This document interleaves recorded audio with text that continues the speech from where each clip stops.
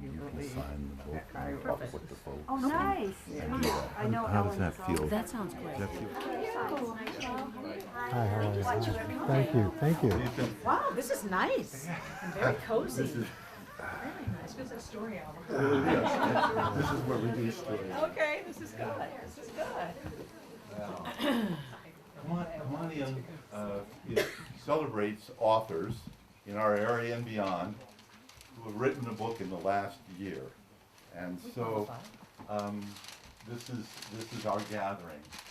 As you know, the local bookstores need loyalty and need people like you to come out, and we thank you so much for being here for this event, and we thank Al and Deborah for being here as well to celebrate their new book that just come out.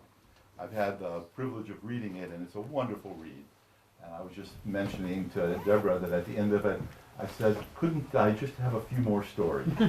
Exciting. Yes, yeah. Once the snowiest day of the year and now the coldest day of the year. Yeah, we're surprised that so many people showed up, So so thank you. I just want to give you all a round of applause for coming. Our son said to us before we left, and our kids wouldn't be caught dead out here with us today. He said, maybe you'll be finished quickly. Yeah, that's right. And I said, what do you mean? He said, well, maybe nobody will show up. That's my boy. Nothing like a teenager, right? Exactly. I said, I hope that doesn't happen. So we are just so grateful that you all took time out of your cold Saturday to come and be with us and to talk about this book, which for me is really just a real gem and just a major accomplishment. Al has been around the block a couple of times with his books. You've written I'm what? not quite sure what you meant by that. 10 or 11? No, a nine. Nine. Okay, yeah. well, close. Yeah. But it's my first endeavor, so this has been really exciting for me. And just to give you a little bit of the genesis of the whole thing, Al and I, of course, work for competing networks, as many of you know, NBC and ABC. Our kids have a special coming up on Fox. That'll be great. I'm a child. I don't think that's going to be happening. I'm the child of the segregated South. Al's the son of a bus driver from Queens. So we have these very, sort of opposite experiences in our lives. But, I just thought it would be kind of interesting because we've lived such, I think, an interesting and sort of rich life of all kinds of experiences. And I said to Al, I guess it was like last year or whenever you were sort of thinking like, should I write something else? What should I do? And I said, let's do something together. Oh, what a great idea. That's fantastic. I have to be a little bit controlling in my writing, and Al was worried that if we tried to collaborate on something like that, it might not go very well. So we never wrote anything together. We were in separate rooms, separate places. We had topics, and we both wrote about them separately. Separate rooms? It's not like we Yeah. locked us. Yes, in a- we in were a not allowed by basement. law to be in the same room when we wrote on it. But we And we had an editor, a great woman, Laura Morton, who helped us bring it together. But, for example, about 3 weeks ago, we had to sit and write a text to a mutual friend. It took us 30 minutes and one fight. So we Not actually, exactly a fight. I had a couple of tips. Just a couple of tips. and so I thought, you want to write a book together. So we found a nice device that worked for us.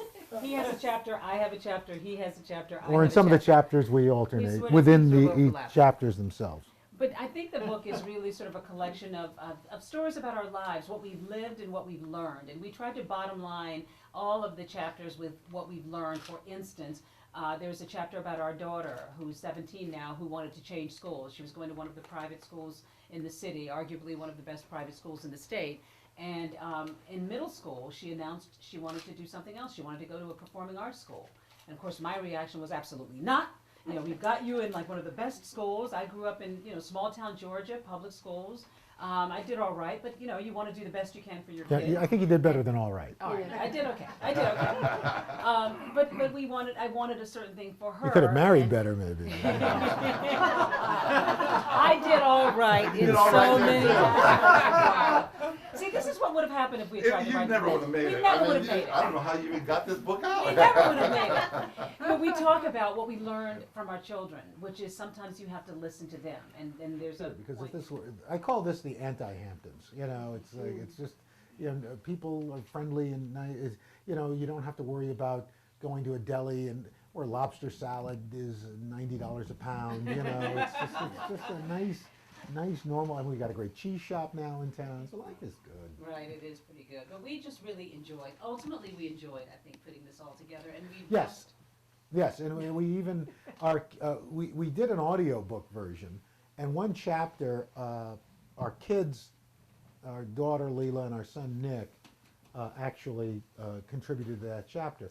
So they recorded the audiobook with us as well. And our son, who's at the time was 13, well still is 13, and has some learning issues, and sometimes I don't know that he's paying attention. And we got into the audio booth, and he kind of looked and he said, how come Leela has more lines than me? And I said, well, sweetheart, that's because of what was in the book. He goes, well, we should add more. I said, we can't add more. Yeah. and then our daughter, I guess maybe the apple doesn't fall too far from the tree, when we got our kids permission to actually include them in the book, because we wouldn't have written about our family without making sure they were fine with it. Or at least we would have, but just wouldn't have showed them the book. They're old enough to know now. So we made sure that she was all right with us talking about this pivotal decision for her, and she said, okay. So she went through it, and she had notes. She corrected it. She had fact corrections. No, you didn't do this. It was me. No, Dad, that was wrong. And then afterwards, she went to fine, Mom replies, even though we all know she's seething inside. Then I don't need to hear your comments, Dad snaps back. So then my part, Deborah. Whether it's Al's driving too slowly or his aggressive response to other drivers, his behavior behind the wheel makes me nuts.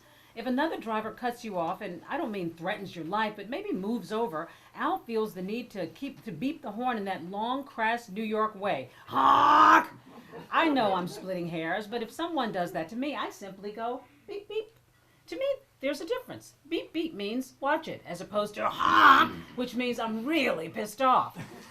I will say, honey, why do you do that?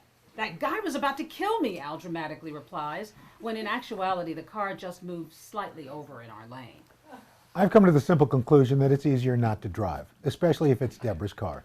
I just don't want to drive anymore. Don't say another word. We fight every time I drive, and therefore, you know what? I give in. Fight? We don't fight. I'd say it's more of a skirmish. It annoys me. Perhaps you need to this is Leela, perhaps you need to learn how to tune it out like I do.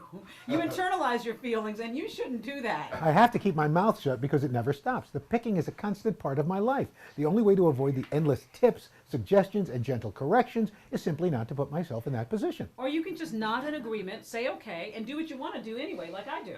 No, that doesn't work when you're in a car. You see, when you're in a car, you've got no place to go. You're stuck. You can't walk out of the room, close your bedroom door, and hide.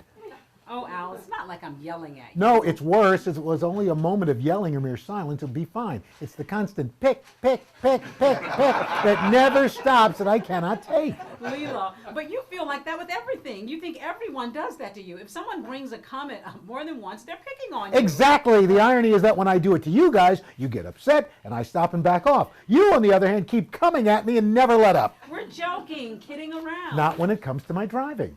Leela, you just don't get our jokes. I'm a very funny guy. I've got a great sense of humor. But when it comes to my driving, I don't get your jokes. Why can't you speed up? That's not funny. Leela, but you do drive really slowly.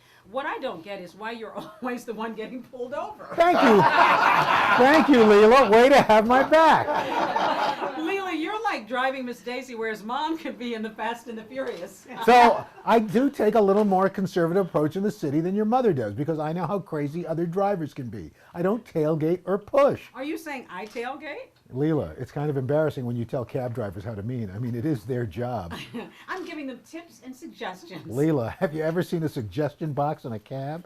There are plenty of drivers who are very open to it. Some even say to me, sounds great, or that worked out well. Oh yeah, how many times? Leela, once. A few. A few? I don't think so. You're always coaching them to go, make the light, turn left, go through the park, don't go up Madison. The drivers are usually a wreck by the end of the ride. Leela, we did get into it. By the time I was done, I said, it was the love of parents, it was the love of each other, it was the love of children, and it was the love of life and love of work, and those kinds of things. But say a little bit more about the insights that you had around what makes marriage work for the two of you. That's very well put. I'm going to let you start this time, honey. I'm usually... Wow, I'm not used to that.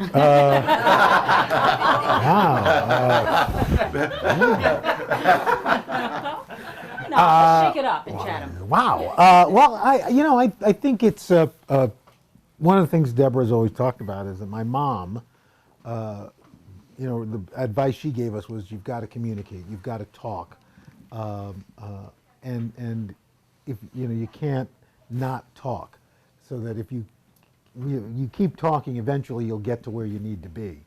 And so, and I think that, you know, I think that's a very good advice, especially for guys, because we tend not to want to talk, or not about what it is. Like or if we spectated this, and I was taping it, and I was standing on a island, a grass median, and there was a trailer park across from the fairground entrance, and there was this young white girl who had 3 little kids with her, and I was taping this. I'll never forget. I heard her.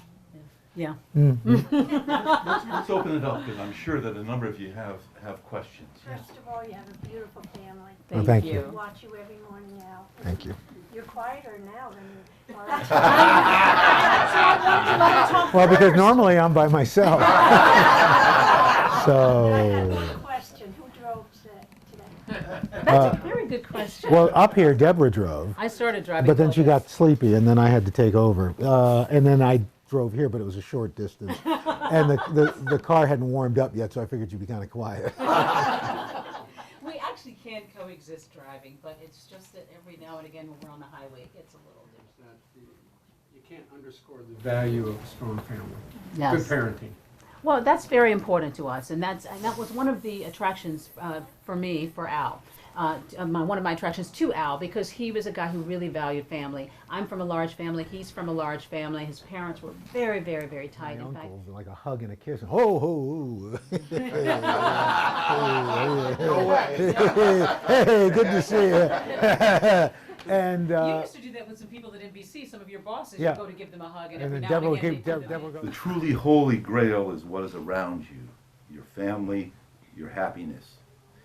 If your kids are happy and healthy, and they want to hang out with you, and your wife is happy and healthy, and wants to hang out with you, stop looking for the holy grail, my friend. Well, I had a Carl cousin with a named C? With the C. I had a cousin named Bernadette. I want you And, you know, every morning. I love you. Thank you. Thank you. You just compliment. Well, thank you so much. Thank you for Thank this. you. Well done. I really appreciate your coming. Oh, Say, I just called you, say I love you. Ah, See the things you pick up. Yes, exactly. Densy, D-E-N-S-Y. Oh, I like that. D-E-N-S-Y? Quaker name. Yeah, D-E-N-N-S-Y. I have to translate for him. Yes.